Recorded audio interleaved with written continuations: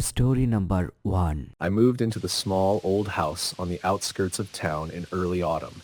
It was the perfect place for a quiet life, away from the noise of the city, and the rent was affordable. Too good to pass up, really. The landlord, an elderly man named Mr. Harris, had been friendly enough when he showed me around. He was quick to point out the house's age, but assured me that it was well maintained. "It's an old place, sure, but it's got character," he said, his voice a bit gruff. "You'll get used to the quirks."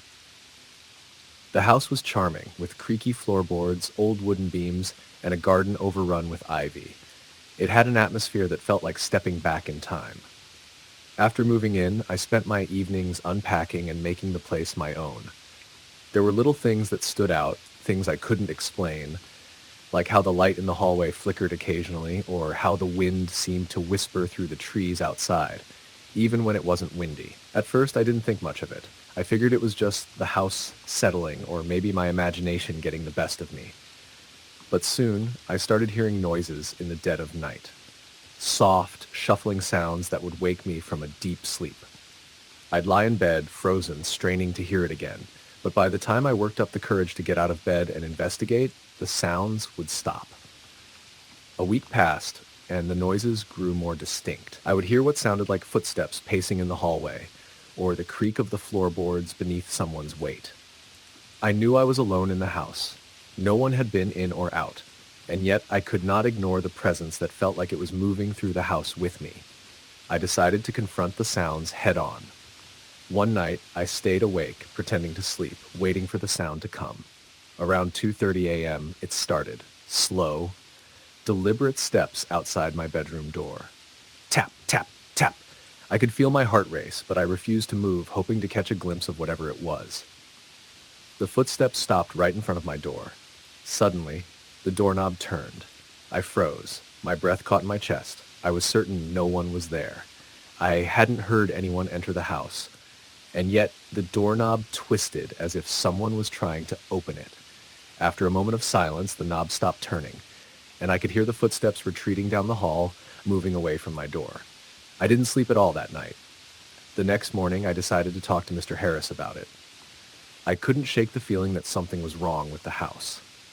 As I walked into his small office, he looked up from his paperwork and gave me a curious smile.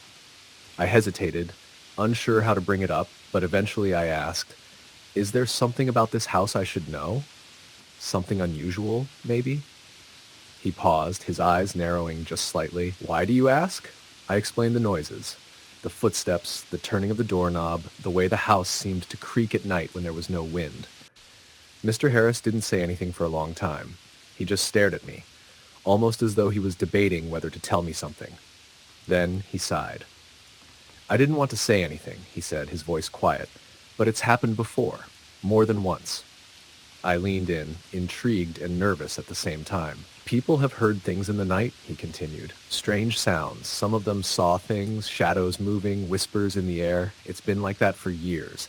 The house has a history, you see. People come and go, and every time someone moves in, they experience it differently. Some leave, some stay, but nobody can explain it." "Explain what?" I asked, feeling the tension in my chest tighten. He looked at me carefully. "The house has a presence, and sometimes it doesn't like to be alone." I didn't understand what he meant, but I could see in his eyes that he wasn't joking. There was a weight to his words that made me uneasy. I asked him if anyone had ever tried to find out what it was, but he just shook his head. "Some things are better left alone," he said, and that was the end of the conversation. After that, I couldn't shake the feeling of being watched. The noises didn't stop. If anything, they grew more frequent. There was a shift in the air around midnight, as if something unseen was moving through the house. And then one night, just when I thought I couldn't take it anymore, I saw something. I had just finished cleaning the kitchen and was sitting on the couch reading when I heard the unmistakable sound of footsteps again. This time louder, more urgent, as though someone was pacing back and forth in the hall outside my living room. I didn't move. I didn't dare. And then a soft whisper drifted through the room as though the words were being carried on the wind. "Help me."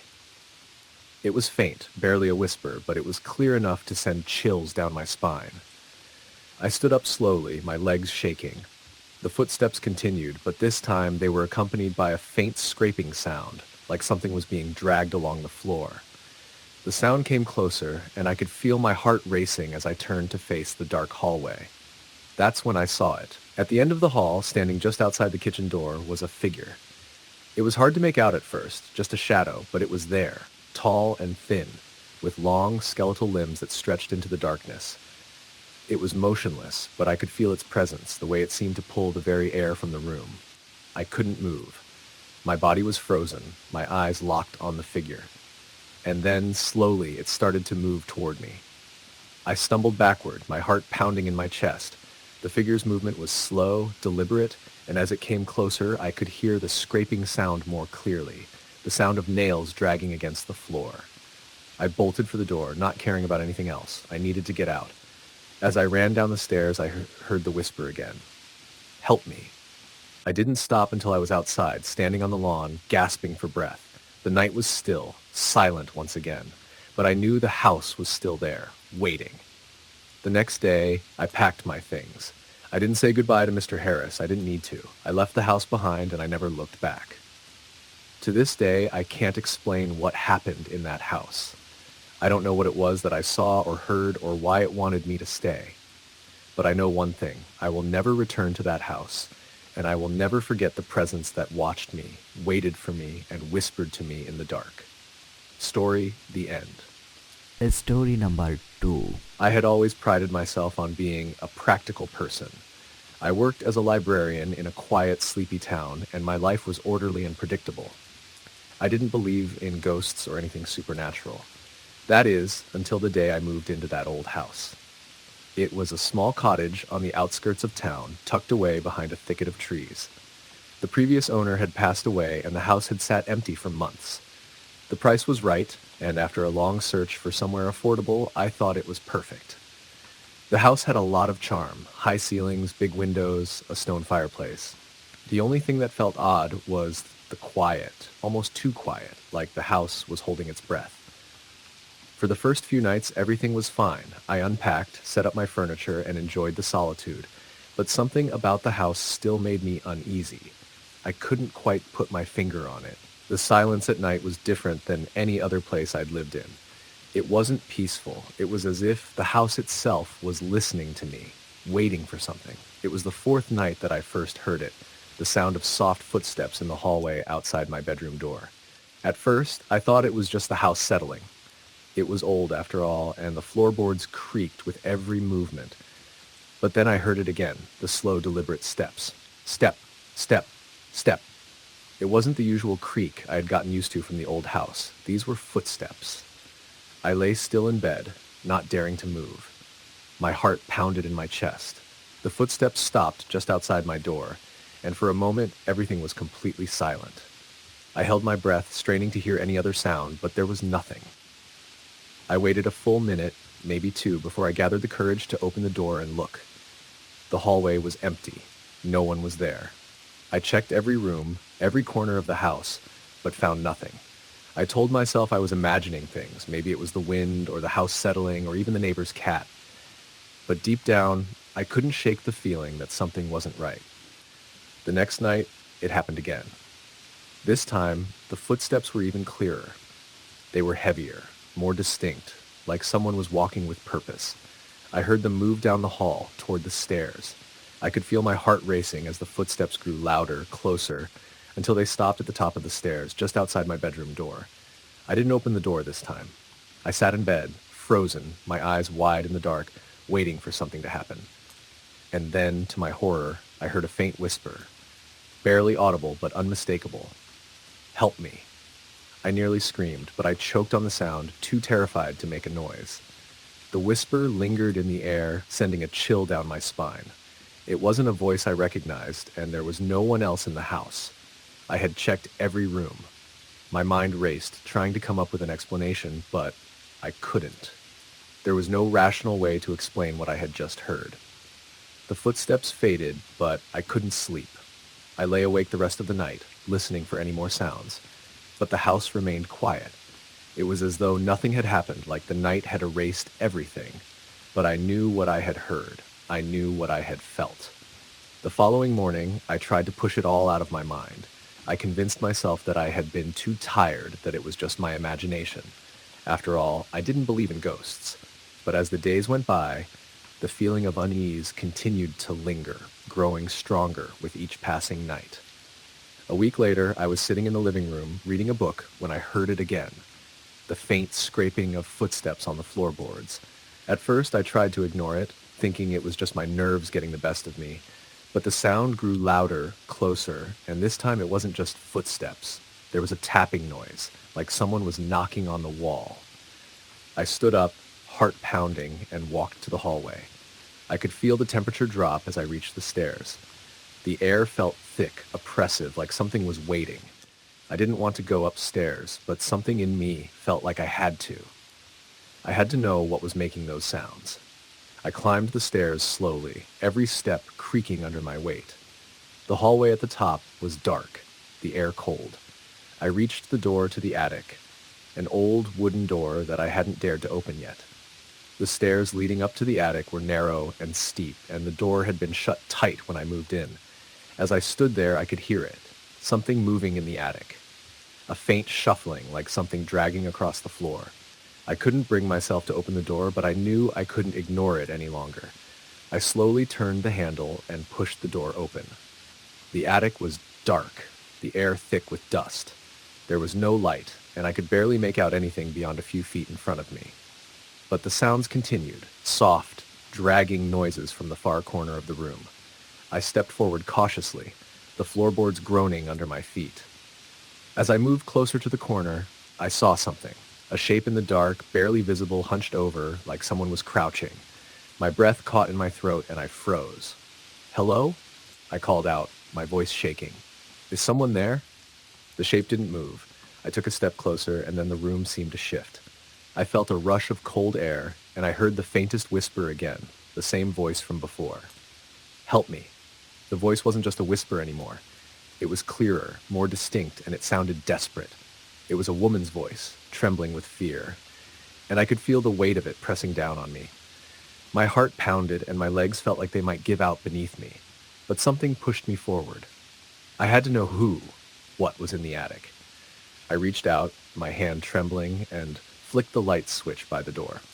The attic flooded with light, and I gasped. There in the corner was an old rocking chair, its seat empty. There was no person crouched in the corner as I had thought, but the chair rocked slowly, back and forth, as though someone had just gotten up. Suddenly, the door slammed shut behind me with a deafening bang. I spun around, my heart racing. The house was silent again, but the air felt charged, like something was watching me. I fumbled for the door handle, but it wouldn't budge. I was trapped. The whisper came again, louder this time. "Help me, please." In a panic, I yanked at the door, and this time it opened. I ran out of the attic, down the stairs, and into the safety of the living room. I sat there, gasping for breath, my body shaking with fear. I didn't know what I had seen, but I knew one thing. I couldn't stay there any longer. That night, I packed my things and left.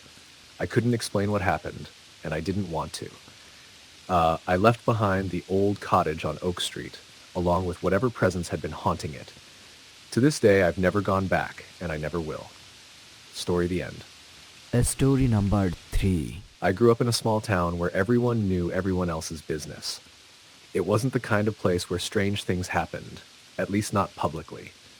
That's why I was completely unprepared for what I would experience when I moved into the old house on Maple Avenue.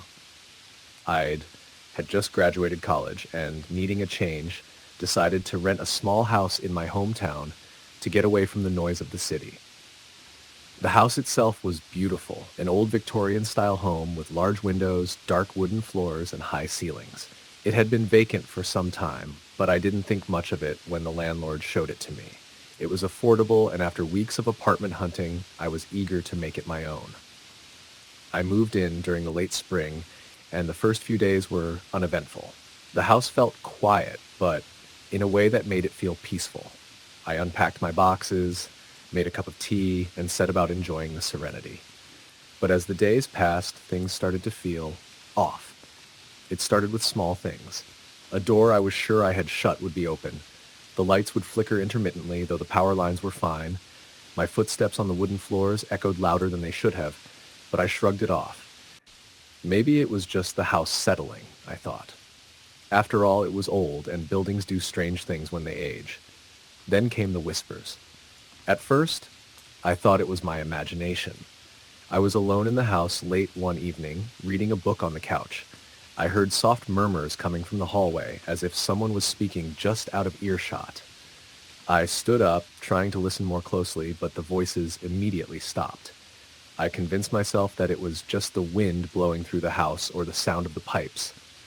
I was tired, and I let the thought go. But the next night, it happened again. The whispers started as I was getting ready for bed. I could hear them more clearly now. It wasn't a single voice, but a series of indistinct murmurs that seemed to come from the stairway. I grabbed my phone and walked toward the staircase, calling out, "Hello? Is someone here?" Nothing. The house was empty, just as I expected. I stood at the foot of the stairs, staring into the dim hallway. There was no one. The house was still. That's when I began to wonder if something more was happening. Was it possible the house was haunted? No, I thought. I had never believed in ghosts, and this didn't seem like the place for that kind of thing. It was just an old house with a few quirks. But the strange events kept happening. I woke up in the middle of the night one weekend to find the rocking chair in the living room slowly swaying back and forth, even though there was no wind. I could see the faintest outline of someone sitting in it, though the chair was empty when I approached it. My heart began to race, and I quickly turned off the light and hid under the covers, trying to convince myself that I was just imagining it. The footsteps started next. I would hear them every night, always at the same time. Slow, deliberate steps that echoed through the empty house. They would begin on the floor above me and move down the hallway toward the staircase. I would lie in bed, terrified, waiting for the sound to fade, but it always grew louder, as if someone was walking closer and closer to my room. When the steps would reach my door, they would stop. I never dared to open the door and check. I would sit up in bed, straining to hear the sounds of someone breathing or the creak of a floorboard outside, but there was nothing. The house would fall silent again.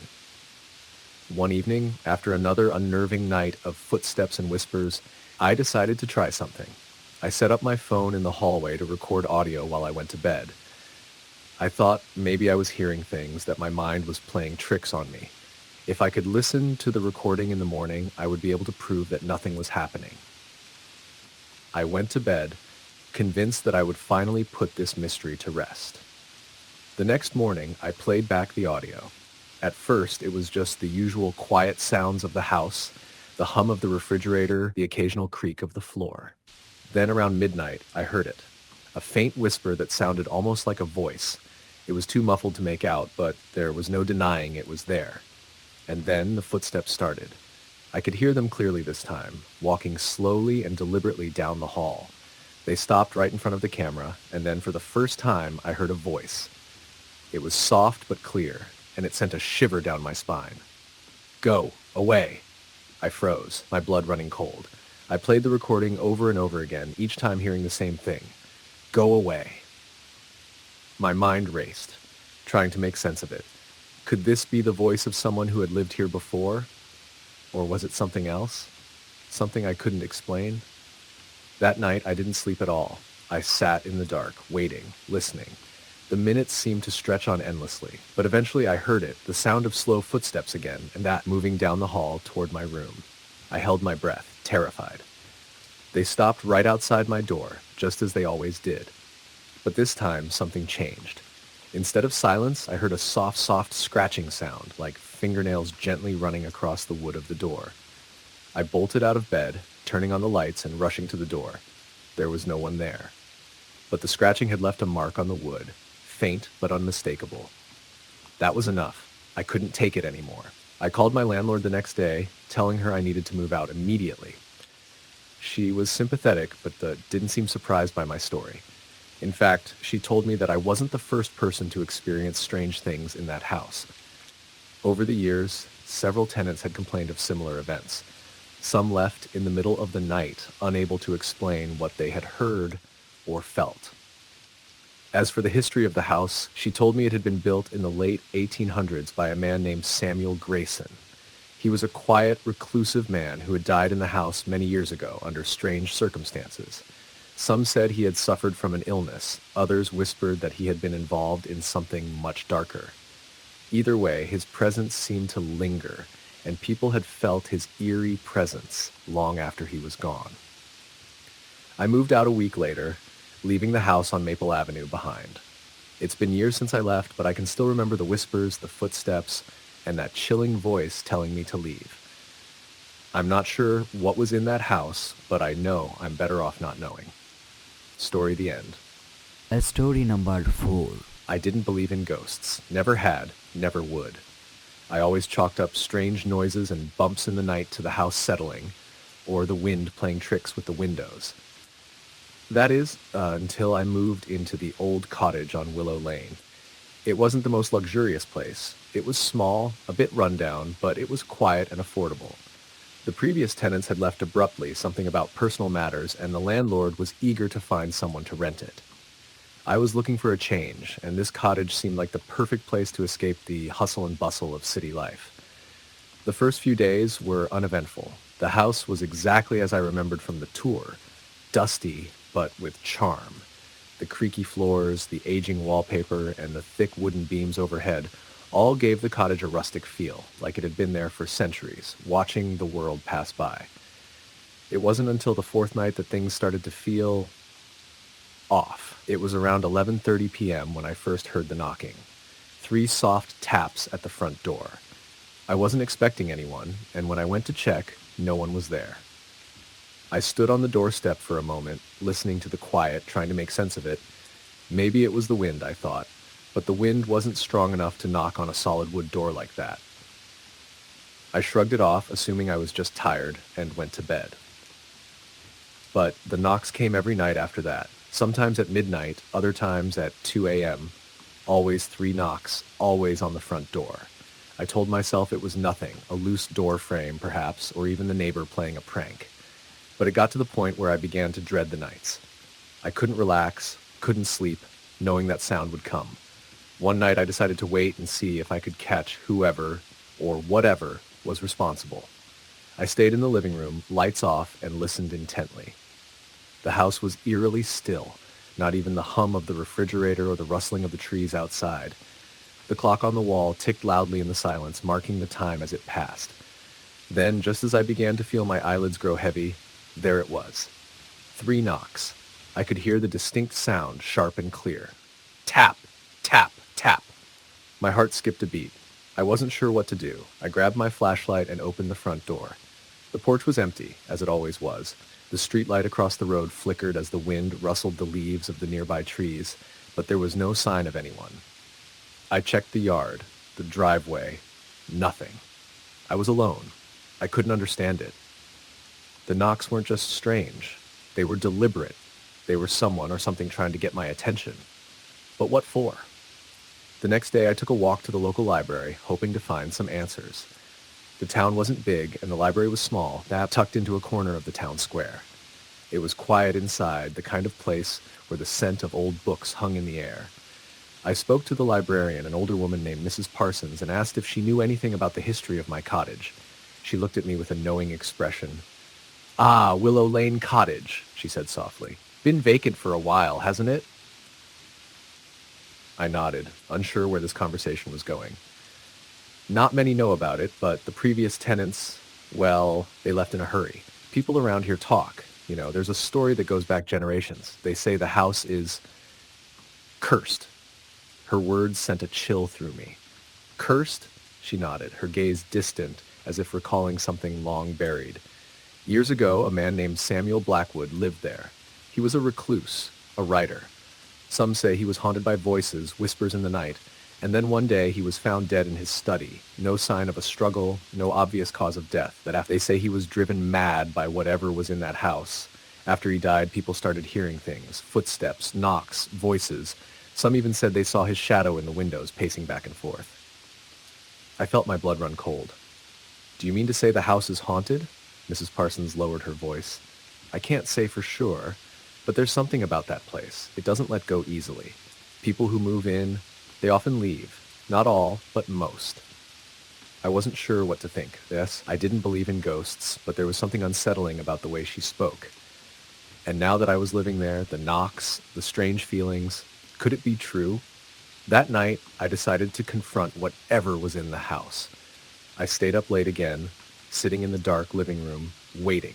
The clock ticked steadily. And then, just like before, the three knocks echoed through the house. Tap, tap, tap. I stood up, my legs shaking, and grabbed the flashlight. This time, I was determined to get to the bottom of it. I opened the front door slowly. The night air was thick and damp. I stepped out onto the porch, my flashlight beam cutting through the darkness. The yard was empty. The streetlights stood silent, casting long shadows on the ground. But then I heard it. Footsteps. Soft, slow, deliberate steps behind me. I turned, heart pounding, and saw nothing. The footsteps were getting closer, but there was no one there. I backed away, my breath coming in short gasps. The footsteps stopped abruptly, and the air around me grew colder. I felt a presence, something intangible, standing just out of view. And then, through the darkness, a voice whispered, "Leave." I froze. The voice wasn't loud, but it was clear. It was low, guttural, as if it came from deep within the earth. I couldn't move. I was rooted to the spot, my mind racing, my body paralyzed by fear. The voice came again, this time closer. "Leave. Now." I turned and ran back into the house, slamming the door behind me. My heart was racing, and my hands were shaking as I locked every door and window. I felt a deep, suffocating fear, the kind that made it hard to breathe, hard to think. The next morning, I packed my things. I couldn't stay there anymore. The house had never felt more oppressive, the air thick with something I couldn't explain. I left Willow Lane Cottage that day, never looking back. To this day, I don't know what I heard or what I felt in that house, but I do know this. Sometimes the stories are true, and some houses, no matter how charming they seem, hold things that are better left undisturbed. Story the end. Story number 5. It was an old farmhouse, just outside the town where I grew up. My parents had decided to move us there when I was a teenager, attracted by the peace and the open space. The house itself was run down, with peeling paint, a sagging roof, and an overgrown garden. It had been vacant for years, but it had character. We moved in with high hopes, thinking that we could fix it up over time. At first, nothing out of the ordinary happened. I'd spent many afternoons walking around the property, getting to know the land. The house had been empty for so long that the silence was almost palpable. It felt like no one had been there for decades, and maybe that was the problem. The strange occurrences started small. I would hear footsteps upstairs when I was alone downstairs, or the sound of someone coughing in an empty room. It wasn't loud, but it was there, enough to make me pause and wonder. I'd walk up the stairs, expecting to find a family member, but the house would be empty. The first truly unsettling thing happened one night, just after dinner. My parents had gone to bed early, and I was alone in the living room, watching TV. The house was dark except for the soft glow of the television. I had become used to the odd creaks and groans of the house, but tonight was different. The air felt heavier, thicker, like something was pressing in on me. I heard it, clear as day, the sound of someone walking across the floor above me. I froze, my breath caught in my throat. I turned off the TV and sat still, listening. There was no one else in the house. My parents had gone to sleep, and I was the only one awake. The footsteps continued, slow, deliberate, and then they stopped right above me. I hesitated, but my curiosity got the better of me. I grabbed a flashlight from the kitchen and walked up the stairs. The house was eerily quiet now. When I reached the second floor, there was nothing. The hallway stretched out in front of me, dark and silent. The only sound was my own breathing. I checked each room, but they were all empty. I couldn't shake the feeling that someone or something was watching me. The next few days were uneventful, but the strange feeling lingered. One afternoon, I went up to the attic to store some boxes. It was dusty and cluttered, with old furniture covered in sheets and forgotten memories. As I was moving a few things around, I noticed something odd. There was a small door at the far end of the attic that I had never seen before. It was hidden behind an old wardrobe, almost as if it had been deliberately concealed. The door was slightly ajar, and I felt a strange pull to open it. I don't know why, but I had an overwhelming urge to see what was behind it. As I pushed the door open, a cold gust of air hit me, sending shivers down my spine. Inside was a small room, dimly lit by the weak sunlight filtering through the cracks in the walls. On the floor was an old rocking chair, rocking gently back and forth, even though there was no wind. The chair creaked with a rhythmic motion, and I felt a knot form in my stomach. I stepped into the room, the floorboards creaking beneath my feet. It was as if time had stopped in that room, and I could feel it. Something had happened here, something that wasn't meant to be disturbed. I didn't want to be in that room anymore, but my legs wouldn't move. I felt rooted to the spot, my body tense, every instinct screaming at me to run. And then I saw it, a figure standing in the corner of the room, a woman, her face obscured by the shadows, just watching me. I gasped, stumbling back, but the woman didn't move. She just stood there, her presence cold and oppressive. I turned and ran, slamming the door behind me. My heart was pounding in my chest, my hands trembling. I couldn't explain what had just happened, but I knew one thing for sure. I wasn't going near that attic again. That night, I couldn't sleep. I lay in bed, staring at the ceiling, hearing the familiar creaks and groans of the house. But tonight, they were different. Tonight, they seemed intentional. The footsteps began again, this time coming down the stairs, slow and deliberate. They stopped right outside my door. I sat up in bed, straining to hear. I wanted to open the door, but something told me not to. I was terrified. The footsteps grew louder, then suddenly stopped, and then the door handle began to turn. I couldn't breathe. My mind raced, but my body wouldn't move. The door handle turned once, twice, and then the door creaked open, inch by inch. My heart was in my throat, and I closed my eyes, hoping whatever it was would go away. But when I opened them, the door was wide open. There was no one there. I rushed out of bed and checked the hallway, but it was empty. Still, the air felt thick, and the house seemed more oppressive than ever. That was when I decided to leave. I couldn't stay in that house anymore. Something was wrong, and it wasn't just my imagination. The next morning, I told my parents everything about the footsteps, the woman in the attic, the door opening by itself. They didn't believe me at first, chalking it up to stress or the house settling, but when they checked the attic, they found it too. The small hidden door and the rocking chair, still rocking as if it had never stopped. They finally admitted something they hadn't told me before. The house had a history, one that wasn't discussed openly. It had once belonged to an elderly couple who had died under mysterious circumstances. No one knew exactly what had happened, but after their deaths, the house had remained abandoned for many years. We didn't stay long after that. My parents sold the house shortly after I moved out. The new owners, from what I heard, only lasted a few months before they left too, claiming the house was haunted. I don't know what's happened to it since. I never wanted to find out. Even now, I sometimes hear the soft sound of a rocking chair in the middle of the night, followed by slow footsteps on the floor above. I've never been able to fully shake the feeling that something is watching me, waiting, just out of sight. Story the end. Story number 6. It was late at night when Emily found herself alone in the old house. She had recently moved into the rural cottage after inheriting it from her late grandmother, who had passed away quietly in her sleep. The house was quiet, peaceful, but there was something about it that made Emily uneasy. Her grandmother had always been a bit strange, talking about the others in whispers and often urging Emily to leave the house alone. But now that it was hers, Emily wanted to settle in, unpack, and move forward with her life. The night air was crisp, and Emily, wrapped in a blanket, sat in front of the crackling fire in the living room. She glanced around the room, noticing the familiar old furniture, a few family portraits hanging on the walls, and the lingering scent of cedarwood. The house had a charm to it, despite its age, but it also had a heavy silence that seemed to press in from all sides. She couldn't help but feel the weight of it tonight. A soft creak from upstairs broke her thoughts. Emily frowned, peering toward the staircase that led up to the second floor. It was an old house, after all, and the floorboards were prone to groaning under the weight of time. Still, it was unsettling. A quick glance at the clock on the mantelpiece told her it was past midnight. She shivered, wondering if it would be best to get some rest. But as she rose from the chair, the sound of footsteps echoed from above. Soft, slow, deliberate. She froze in her tracks. The steps grew louder, more distinct, and they moved down the hallway above. Emily's heart thudded in her chest as she slowly made her way toward the stairs, her hand gripping the railing tightly.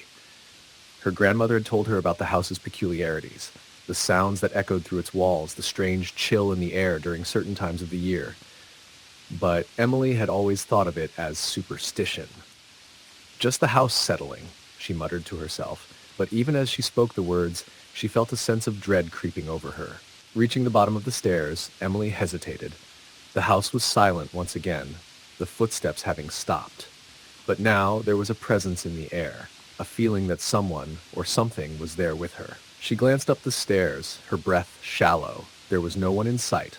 Slowly, she ascended the steps, her heart racing as each footfall seemed unnaturally loud in the stillness. At the top of the stairs, she turned down the hallway. The door to her grandmother's old bedroom stood ajar, the faintest light flickering from within. It wasn't the warm glow of a lamp, but more like the flicker of something else. She didn't want to open the door. She didn't want to confront whatever was waiting behind it, but she had to. With trembling hands, Emily pushed the door open. The room was empty. No lights, no shadows, just the dust-filled air and the remnants of her grandmother's life. The bed was still made, the curtains were drawn tight against the cold, and nothing seemed out of place. But then she noticed it. The old rocking chair in the corner of the room was moving. The chair was gently rocking back and forth, though there was no breeze, no reason for it to move.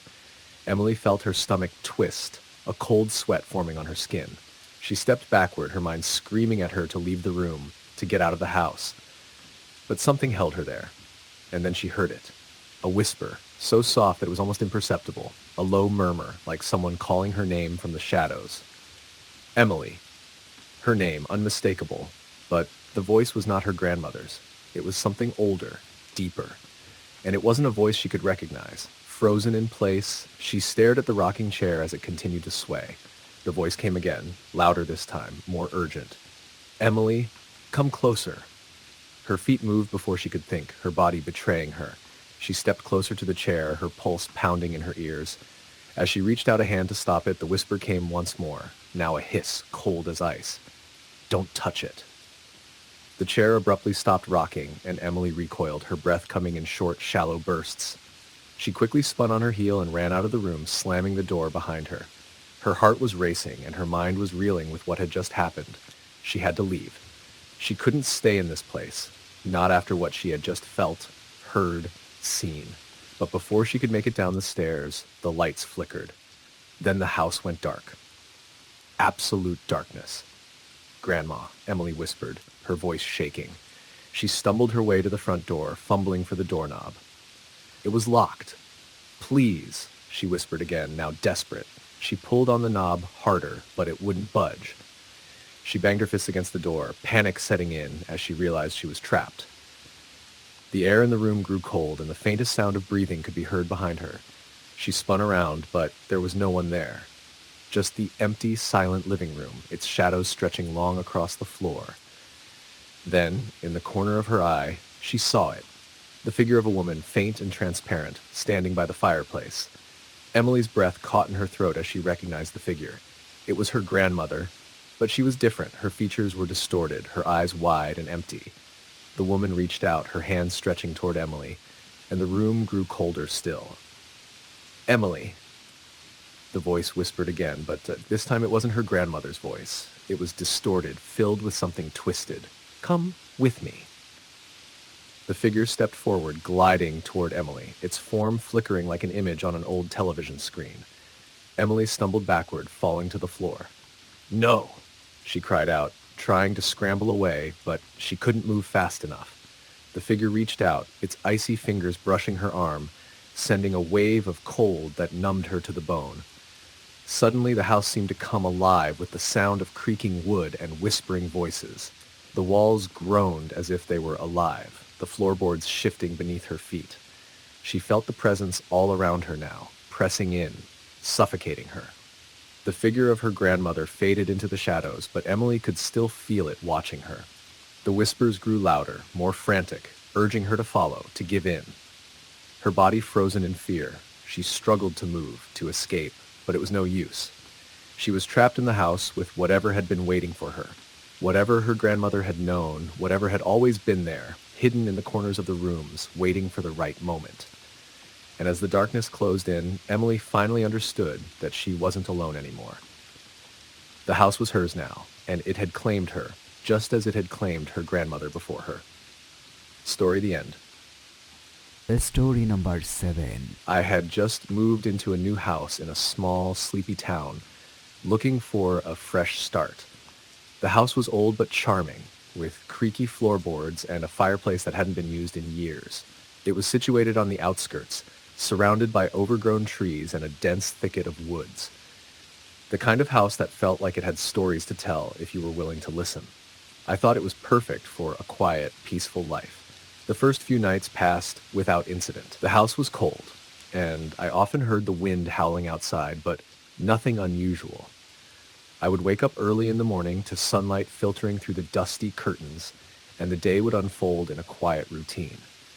However, as the days passed, I started noticing little things that seemed out of place. At first, it was just a faint creaking sound in the hallway in the middle of the night. I would chalk it up to the house settling, something I'd read about in the home inspection report. But the noises persisted, and they began to feel intentional, like someone was walking in the hall when I was supposed to be alone. The first real sign that something was wrong came on the third night, when I woke to a cold draft brushing against my face. The window was shut tightly, and the room felt inexplicably cold. It wasn't the kind of chill that came from an open window or a gust of wind. It was as if the air itself had turned cold, as though something was standing near me, watching. I tried to dismiss it, but the feeling of being watched didn't go away. The creaking sounds in the hallway became louder, more deliberate. At night, I would lie in bed, unable to sleep, staring at the ceiling, straining to hear the faintest sound of footsteps. It wasn't long before I started seeing things, too. One evening, as I was sitting in the living room, the old grandfather clock struck midnight. It was a deep, echoing sound that reverberated through the house, and when the chimes stopped, I saw it. A figure standing by the window, partially obscured by the drapes. It was tall and thin, wearing something that looked like an old, worn coat. I froze, my heart pounding in my chest. I couldn't move or speak, not even to call out. The figure didn't move or acknowledge my presence. It just stood there as though waiting. And then, after what felt like an eternity, it was gone. I couldn't explain it. I rushed to the window, but there was no one there, no sign that anyone had been in the room. I told myself it was my imagination, that the stress of the move was starting to get to me. But every night after that, the figure returned. The second time it happened, I made sure to keep my eyes wide open. The figure appeared again, standing by the window, as if it had never left. I was terrified. This time, I didn't wait for it to disappear. I ran out of the house, into the cold night air, hoping that a breath of fresh air would clear my head. I stayed out there for hours, pacing back and forth in the dark, trying to rationalize what I had seen. When I finally returned inside, I couldn't shake the feeling that something was wrong. The house didn't feel like mine anymore. The walls seemed to press in on me, and the silence felt suffocating. But I was determined to make this work. I was here to start over, to escape the memories of the past. The following night, the noises started again. But this time, it was different. The footsteps weren't just in the hallway, they were coming from the stairs. Slowly, deliberate steps, one after another, moving closer and closer to my bedroom door. My heart hammered in my chest. I couldn't breathe. I gathered every ounce of courage and swung the door open. The hallway was empty. Nothing but darkness. The fear that had been building up inside me exploded. I rushed down the stairs, hoping to find some logical explanation for all of this. But when I reached the living room, my eyes went straight to the fireplace. It was glowing. There, sitting on the mantel, was a small, flickering candle. I hadn't lit it. In fact, I had never seen that candle before. Panic set in. I didn't know what was happening, but I knew I needed to get out of there. I grabbed my phone, planning to call a friend or maybe even a hotel, but before I could dial, the lights went out. The entire house plunged into darkness. I heard the footsteps again, but this time they were not coming from the hallway or the stairs. They were coming from behind me. as though someone was standing right in the room with me, breathing softly, just out of sight.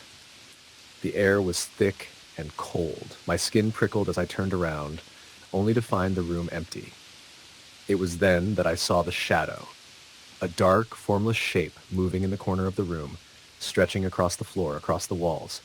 It seemed to flicker in and out of existence, like a glitch in the world around me. My pulse raced as I backed away, but it followed me, creeping across the walls, closer and closer.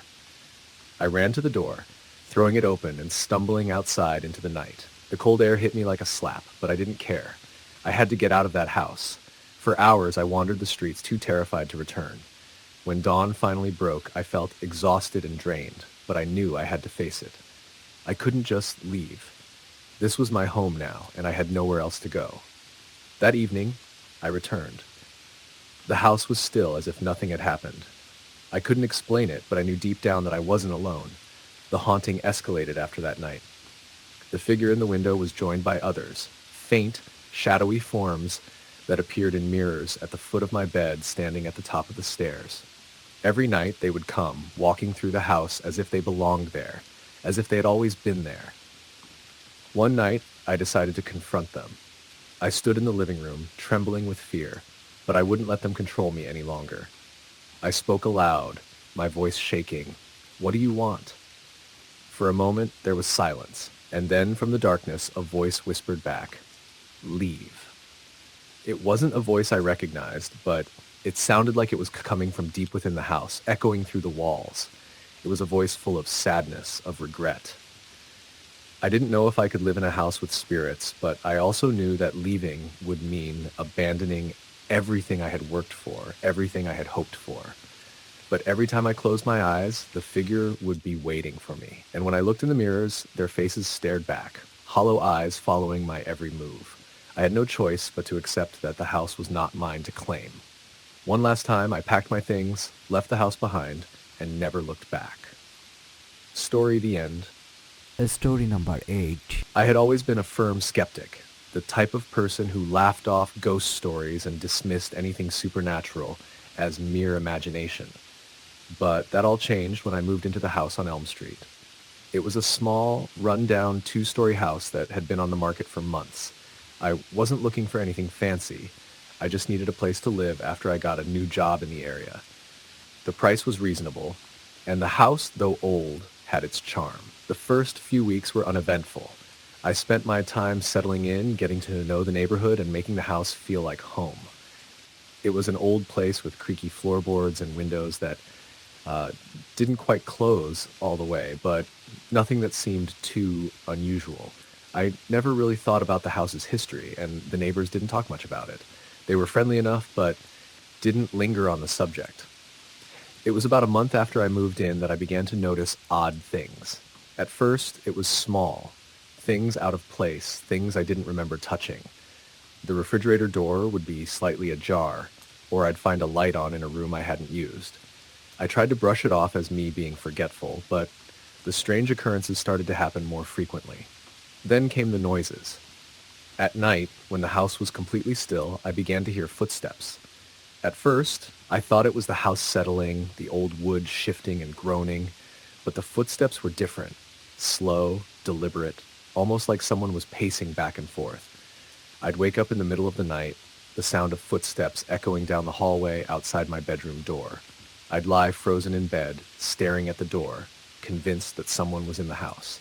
But when I got up to check, there was never anyone there. One night, I decided to stay up and investigate. I left the light on and tried to read, but I couldn't shake the feeling that I wasn't alone. The footsteps came again, louder this time, as if they were right outside my room. I held my breath and waited, listening intently. The footsteps stopped just outside my door, and then, to my horror, I heard the distinct sound of the door handle turning. I sprang up from the bed, my heart racing. But the door didn't open. I stood there in the dark, my pulse pounding in my ears. I could hear nothing but the beating of my own heart. Slowly, I crept to the door and peered through the crack, but there was nothing. No one in the hallway, no sign of movement. I opened the door, half expecting to see someone standing there, but again there was nothing. just the empty hallway, bathed in the soft glow of the moonlight filtering through the window. The next morning, I called the landlord and asked about the house. She was an elderly woman who had lived in the area for years, and when I mentioned the strange noises, she was unusually quiet. Finally, she told me that the house had a history. It had been built in the 1920s by a family who lived there for many years. The father, a man named Richard, had been a quiet, solitary figure. According to the neighbors, he had spent most of his time alone in the house, rarely interacting with anyone. The family eventually moved away, and the house had changed hands several times since then. The most unsettling part of the story, however, was that Richard had died in the house, alone, under mysterious circumstances. No one knew exactly what had happened to him, but some said he had become ill and simply faded away. Others whispered that something darker had occurred. Since then, there had been reports of strange happenings, footsteps, flickering lights, things moving on their own. After hearing this, I didn't know what to think. Could the stories be true? Could Richard's spirit still be lingering in the house? I wanted to dismiss it, but the more I thought about it, the more I couldn't shake the feeling that something was wrong. The footsteps grew more frequent, and now I started hearing them during the day as well. The sound of slow, deliberate steps moving up and down the stairs, pacing in the hallways. One evening, while sitting in the living room, I noticed a cold draft blowing through the room, even though all the windows were closed. The temperature in the room dropped, and I felt an uncomfortable chill on the back of my neck. I tried to ignore it, but the air felt thick, like something was watching me. Suddenly, I heard it, a soft whisper, barely audible, coming from the corner of the room. "Leave." I froze, my blood running cold. I looked around the room, but there was no one there. Just the empty space, the silence hanging in the air. My heart was pounding now, and I couldn't tell if I was imagining things or if something was truly in the room with me. I quickly stood up and moved to the kitchen, trying to shake off the feeling, but the sense of being watched remained. That night, I didn't sleep at all. Every little sound sent me into a panic. The creak of the floorboards, the sound of a door opening when I knew I hadn't touched it. I was terrified. Something wasn't right, and I could feel it in my bones. The following morning, I contacted a local paranormal investigator, a woman named Laura, who specialized in hauntings. She came to the house and set up some equipment to try and capture any evidence of paranormal activity. We spent several hours going through the house, and as we moved from room to room, I could feel the air growing heavier. The house felt oppressive, like something was pressing in on me from all sides. In the living room, as we sat quietly, we heard the unmistakable sound of footsteps again. This time, Laura's equipment picked up a sudden spike in energy. The room grew even colder, and the footsteps grew louder. Then, to my shock, a voice came through the recorder. It was faint at first, but as the static cleared, we both heard it clearly. "Leave this place." I felt a chill run down my spine as the voice repeated itself. "Leave this place." Laura turned to me with wide eyes. "It's him," she said softly. "Richard's spirit. He doesn't want you here." I didn't need any more convincing. I knew what I had to do. That night, I packed my bags and left the house, not looking back. I moved into a new apartment, far away from Elm Street. I don't know what happened to Richard's spirit or why he was still haunting the house, but I know I couldn't stay there any longer. To this day, I can't explain what happened in that house. I still don't fully believe in ghosts, but after what I experienced, I can't deny that something was there, something that wanted me gone. Story, the end. Story number 9. I had never been the type to believe in ghosts, but everything changed the day I moved into that old house. It was a quaint, 2-story place on a quiet street, the kind you might find in a small town where everyone knows everyone's name. The house was cheap, which was exactly what I needed after a series of tough months, and I was eager to put the past behind me. The first few days were peaceful. I unpacked my boxes, cleaned up the place, and admired the charm of the old oak floors and the creaky staircase. But as the days turned into weeks, the house began to feel different. There was an unsettling stillness, like the house itself was waiting for something. At first, it was small things, objects being out of place, a light flickering for no reason, an odd cold spot that would appear in the living room despite the heater running. Nothing that would make me suspect anything otherworldly. But as time passed, the strange occurrences started to become more frequent. One evening, after a long day of work, I sat down to eat dinner in the kitchen. The place was silent, the kind of silence that feels heavy, almost suffocating. As I took a bite, I heard it. A faint tapping sound coming from upstairs, almost like a gentle knock on a door. On a door. I froze. My first thought was that it was the neighbor's cat, but when I looked out the window, there was no one in sight. I tried to shake it off, but the tapping continued for a while, soft but persistent. I went upstairs, expecting to find nothing but empty rooms. But as I reached the top of the stairs, I noticed something strange. The door to the guest room was slightly ajar. I was certain I had closed it earlier that day. I pushed the door open and stepped inside. The room was dark, but nothing seemed out of the ordinary. I turned to leave, but then I heard it again, a soft, deliberate knock coming from the corner of the room. My heart skipped a beat. I wasn't sure what to think. I knew I had to check the house for any logical explanation, so I started inspecting the walls, the windows, the pipes, anything that could explain the noises. But I found nothing. The house was silent again, except for the faint sound of the wind rattling the window. I went back downstairs and tried to push the incident out of my mind. Maybe it was just the house settling, I thought. But that night, as I lay in bed, I heard it again. The sound of footsteps, slow and deliberate, coming from above. I sat up, my heart racing. The footsteps were moving toward my room, and I felt an overwhelming sense of dread wash over me. I tried to rationalize it, telling myself it was just my imagination, but the sound grew louder, closer, until it stopped just outside my door. I couldn't move. I stayed completely still, holding my breath, praying that whatever it was would go away. After what felt like an eternity, the footsteps faded into silence. I waited, listening for any further sounds, but the night remained quiet. The next morning, I tried to convince myself that I was just tired and that my mind had been playing tricks on me. But deep down, I couldn't shake the feeling that something was wrong.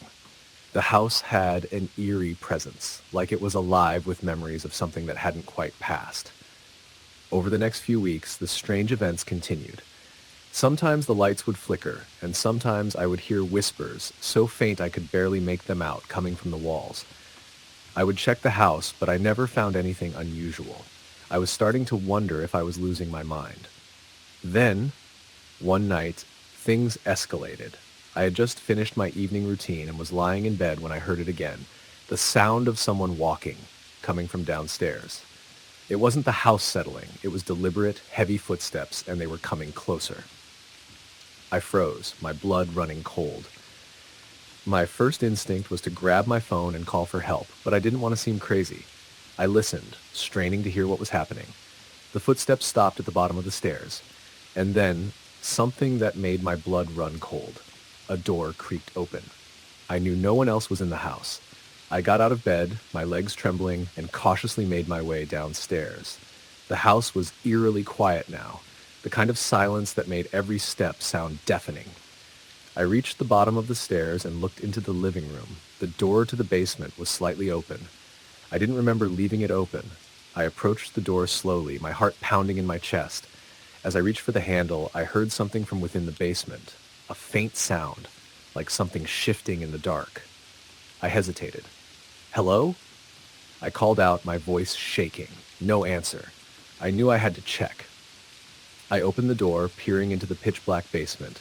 I felt the cool air rise from below, and a cold chill ran down my spine.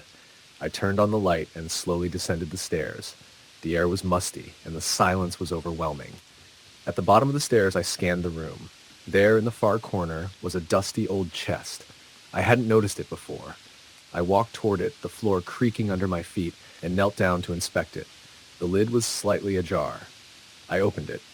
Inside was a collection of old, weathered objects, photographs, books, trinkets. But what caught my eye was a small wooden box. It was ornate, with strange carvings etched into the surface. I picked it up, feeling an odd weight to it, and opened it. Inside was a folded piece of paper. I unfolded it, revealing a message scrawled in faded ink. "Don't disturb what's been left behind." A chill ran down my spine as I stared at the message, unsure of what to make of it. I couldn't explain what was happening, but I knew one thing for sure. I wasn't alone. I closed the box and the chest, feeling a sense of dread settle over me. As I turned to leave the basement, the air grew even colder. I heard a soft whisper, as if someone was standing right behind me. I spun around, but the basement was empty. The footsteps resumed, this time louder, closer, as if something was moving toward me. I ran up the stairs, slammed the basement door shut, and bolted it. That night, I didn't sleep a single minute. The sounds continued, the whispers, the tapping, the footsteps.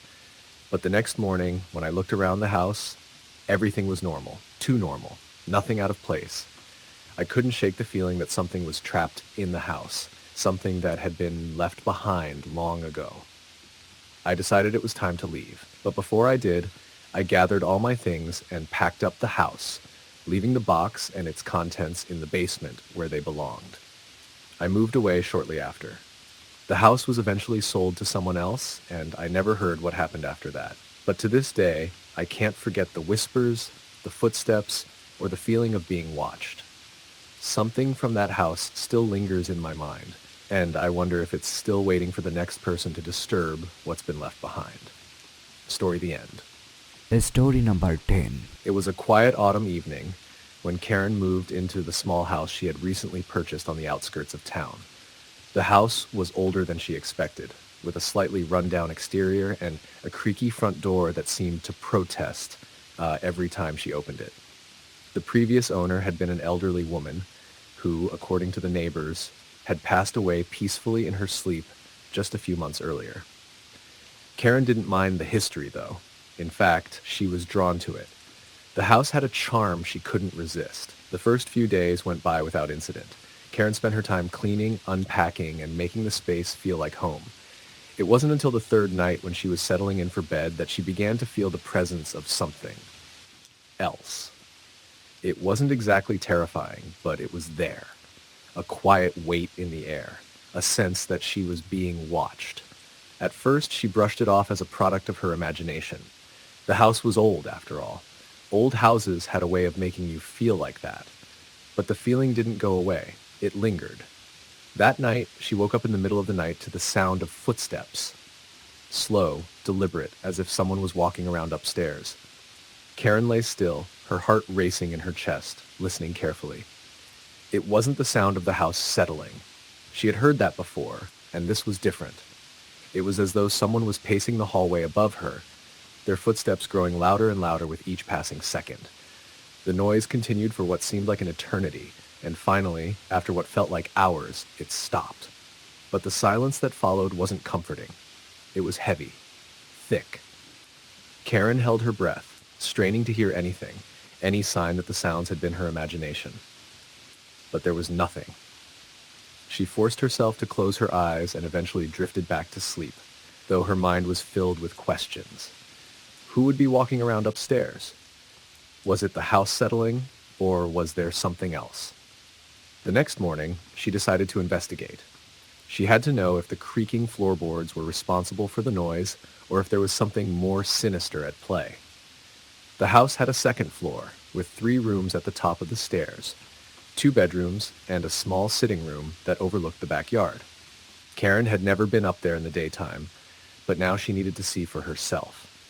She climbed the stairs slowly, each step creaking beneath her weight. The door to the first bedroom was closed, but as she turned the knob, it opened without resistance. Inside, the room was empty, except for a few old furniture pieces covered in white sheets. She checked the windows, locked. The floor was clear of any debris, and there was nothing out of place. She moved on to the next room. This one was a bit more personal, and her curiosity grew. It had once been a nursery, she could tell from the faded wallpaper with images of little birds and flowers. But now it was just a dusty, unused space. Karen stood there for a few moments, taking in the stillness of the room. It felt too still, almost as if the air itself was thick with history. She felt the same sensation from the night before, the feeling that she wasn't alone. Suddenly, she heard a noise, a faint rustling from the corner of the room. Karen spun around, her heart leaping in her chest. The room was empty, and yet she could still feel something. Her mind raced, but she pushed it aside. It was probably just the wind, or maybe the house settling again. She took one last look around, and as she was about to leave, something caught her eye. A small wooden box sat on the floor near the far corner, partially obscured by a faded curtain. Karen walked over to it, kneeling down. It was a beautiful little box, intricately carved with floral patterns. She carefully opened it, wondering what could be inside. What she found made her stomach churn. Inside the box was a bundle of old yellowed letters tied together with a fraying piece of twine.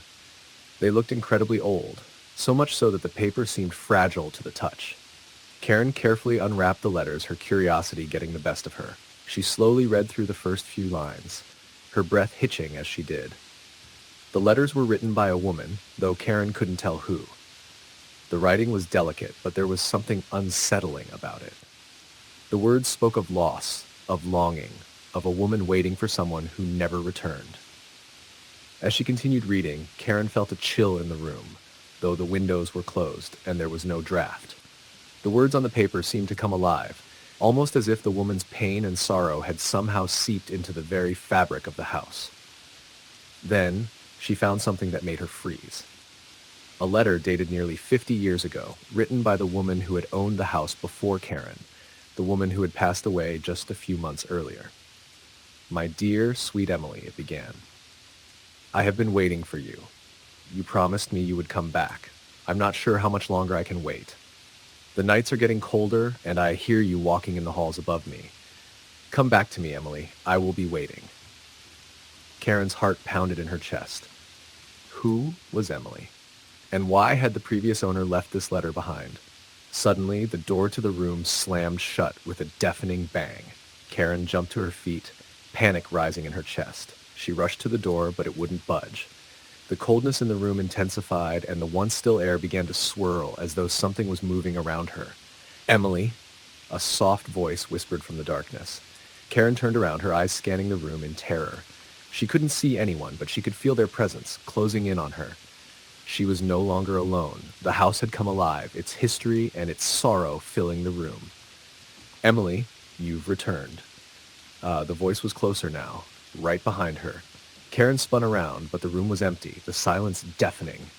She bolted for the door again, but it still wouldn't open. The temperature dropped further, and her breath formed visible clouds in the air. The whispers grew louder, more urgent. "Emily, you must stay." Karen screamed as she forced the door open, breaking free of whatever invisible force was trying to keep her in that room. She ran down the stairs, out of the house, and into the cold night air, not stopping until she reached her car. She never returned to that house. The letters, the whispers, the cold presence that had followed her, it was all too much. The house, it seemed, had a way of keeping its secrets, of holding on to those it had once loved. Karen didn't know who Emily was, but she was certain the house would never forget her. And neither would Karen. Story the end. Story number 11. I had always been a practical person, someone who didn't believe in ghosts or anything supernatural. I'd heard the stories, of course, the ones that sent shivers down your spine when someone would talk about seeing shadows in dark corners or hearing voices in empty rooms, but I never took them seriously. That was until I moved into that old Victorian house on Elm Street. The house had been empty for years, and the landlord was eager to find someone to rent it. I was looking for a place that was quiet and affordable, and this house, while a bit rundown, fit the bill. It had a certain charm, though. High ceilings, old wooden floors that creaked with every step, and a winding staircase that seemed to go on forever. It felt like something out of a storybook. At first, I thought it was perfect. The first few days passed without incident. The creaks and groans of the old house felt normal to me, just the house settling. But then, a few nights in, I started to hear things. Soft knocks on the walls, just loud enough to be noticeable, but not enough to be alarming. I would wake up in the middle of the night, feeling as though something was off, only to hear those knocks again. The first time, I chalked it up to the old pipes, maybe the house settling again. But as it happened, night after night, I started to wonder if it was something more. The sounds became more frequent. Sometimes it was a soft scraping sound, like fingernails gently tapping on wood. Other times it was a faint voice, distant but unmistakable, as though someone was whispering just outside my door. I would wake up, my heart racing, and lie there in the dark, too scared to move. I convinced myself it was nothing, a trick of my mind or the wind outside. But deep down, I couldn't shake the feeling that I wasn't alone. One night, around 2 a.m., I woke to a loud bang. My eyes snapped open and my heart pounded in my chest. The sound had come from downstairs, somewhere in the kitchen, followed by what sounded like footsteps. It wasn't the old house settling this time. This was something moving, someone walking around downstairs. I felt a cold chill seep into the room, and a shiver ran down my spine. I lay there in the dark, straining to hear anything else. The footsteps continued for a while, then stopped abruptly. I waited, but nothing happened. Slowly, I gathered enough courage to get out of bed and check the house. I grabbed my phone, the dim light from the screen the only thing lighting my way, and crept downstairs. The kitchen was empty. No sign of anyone. The back door was still locked, the windows shut tight. But the air felt wrong, heavy, as if something had just been there. I spent the rest of the night wide awake, not daring to fall back asleep. The next morning, I told myself it was just my imagination, that I had been half asleep and had somehow misinterpreted the sounds. I went on with my day, but I couldn't shake the unease that lingered in the back of my mind. The next few days were quiet. The strange sounds stopped and I began to relax again. But then it happened again, one night when I was sitting on the couch reading. I heard the unmistakable sound of footsteps upstairs. Slow, deliberate, as though someone was pacing back and forth in the hallway. I froze, holding my breath, listening. The footsteps moved closer, and then I heard the door to the spare bedroom creak open. A cold draft swept through the living room, and I could see my breath misting in the air. At that point, I knew I wasn't imagining things. I wasn't alone in the house. But the thought of leaving, the thought of not having a place to stay, of losing the one thing that felt like home, kept me from packing up and leaving. I had to know what was going on. The next day, I did some research on the house. I went down to the local library and dug through old records, hoping to find some explanation. What I found was more unsettling than I could have imagined. The house had been built in the early 1900s by a man named Thomas Granger, a wealthy businessman who had made his fortune in textiles. But after his wife died in childbirth, he became reclusive, rarely leaving the house. Rumors spread that he had lost his sanity, that he would wander the halls at night, speaking to his wife's ghost. The house had passed through several owners over the years, but no one had ever stayed for long. Most people had moved out after a few months, citing strange occurrences, noises, cold spots, and the feeling that they were being watched. I returned to the house that evening, that feeling more unsettled than ever. I couldn't ignore the fact that the stories lined up with what I had experienced. That night, I decided to confront whatever was in the house. I sat in the living room, waiting, listening. I felt a sense of dread hanging over me, but I didn't want to give in to fear. As the hours passed, the house seemed to grow quieter, almost too quiet. The air felt thick, and I could hear my own heartbeat in my ears. Then, at exactly 2 a.m., the sounds began again. Light tapping at first, then louder knocks as though someone was banging on the walls. I held my breath, waiting for the footsteps. I didn't want to move, but I couldn't stay there, frozen forever. I got up and walked toward the staircase. The floor creaked beneath my feet, the house seemingly groaning in response. As I reached the top of the stairs, I saw it, standing in the hallway at the far end, just out of view. A figure dark and indistinct, but unmistakable. I couldn't make out any features, just the shape of a tall, slender figure standing motionless in the darkness. I felt a wave of cold wash over me, and a voice whispered, so faint that I almost didn't hear it, "Leave." I froze, the word sending a chill down my spine. I couldn't move. The figure stood there, watching me, until it slowly faded into the shadows. The coldness remained, and I knew then that I was not imagining things. There was something in the house, something I couldn't explain. I didn't stay another night. The next morning, I packed my things, left the keys on the kitchen counter, and walked out of that house for good. I never looked back, and I never went near Elm Street again. To this day, I can't explain what I saw that night. I don't know if it was a ghost or if something darker lurked within those old walls. But I do know that I've never felt so sure of anything in my life. That house was haunted, and it had a presence that I couldn't shake. Story the end.